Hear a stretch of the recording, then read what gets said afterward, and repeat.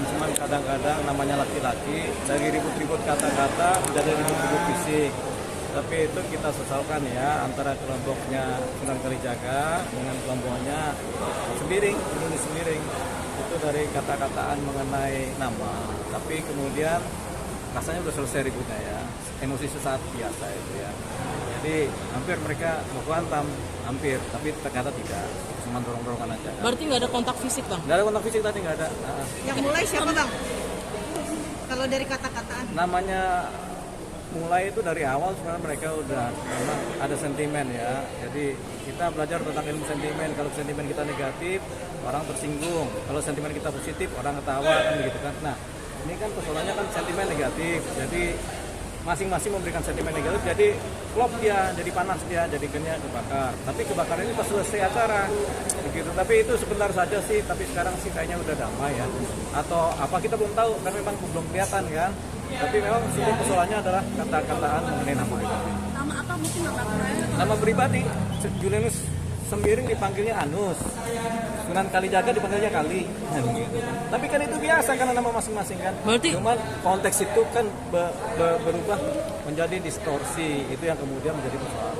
Tapi akhirnya ribut itu. Tapi kayaknya ada pukul-pukulan yang kita nggak tahu juga ya. Tapi kita sebagai pengacara yang baik kita nggak mau ikut-ikut yang begitulah, begitu kan. Soalnya tadi kita sempat terpancing nggak, Bang? Gimana mau terpancing orang kita dibawa sama Fitir Sayuteru, tangan kita digandeng.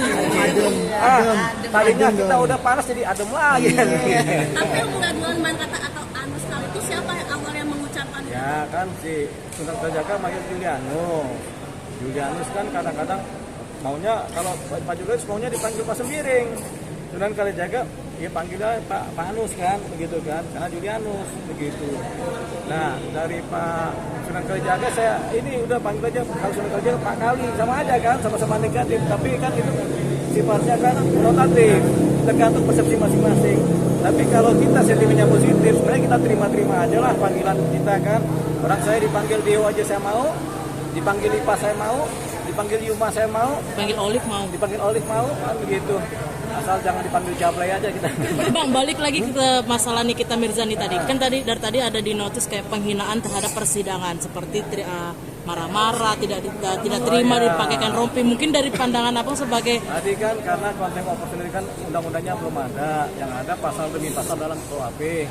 Sehingga ini rasa-rasanya kemudian itu masih masuk dalam kategori ketertiban.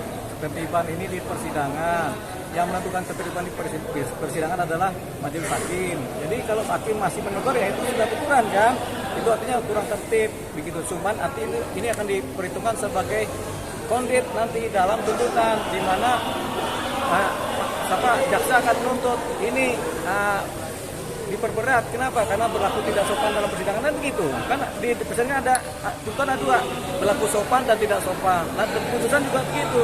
Karena tidak sopan diperberat begitu. Jadi itu salah satu kondit dalam berarti kemungkinan juga Nikita Mirzani hukumannya akan diperberat karena tingkah lakunya dia di persidangan. Tergantung tuntutan jaksa. Kalau jaksa menampilkan itu dalam tuntutannya, dalam pertimbangan tuntutannya, ya sudah berarti ini kan nanti dipertimbangkan juga oleh hakim tuntutannya ini karena ada kata tidak sopan atau tidak tertib dalam persidangan.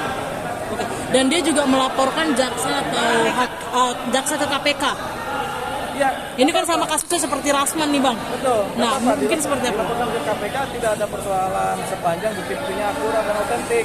Jangan sampai buktinya tidak akurat, tidak otentik, tapi dilaporkan sehingga menimbulkan suatu persoalan baru buat kita. Harapannya sih apa yang dilaporkan sesuai dengan apa yang dikatakan, yaitu adanya dugaan penyuapan.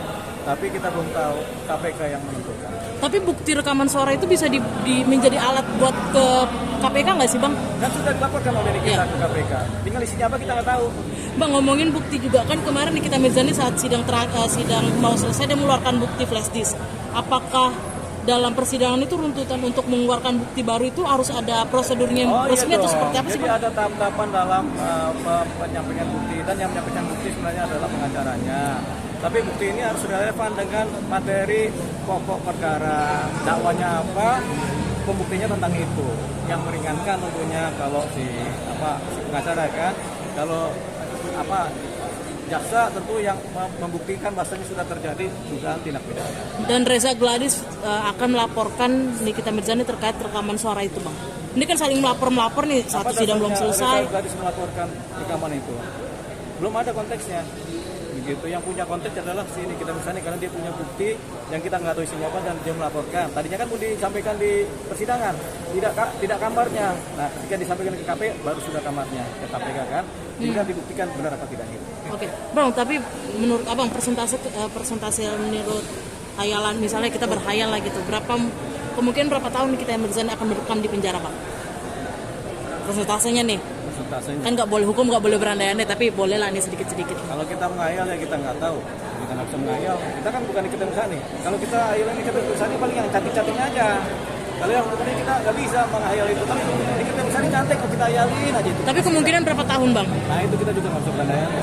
Tapi kamu akan diperberat karena tingkah lakunya di Ya persidangan. mungkin setahun, 2 tahun, 3 tahun. Mungkin. Oke, siap. Thank you, Bang. Oke. Makasih ya.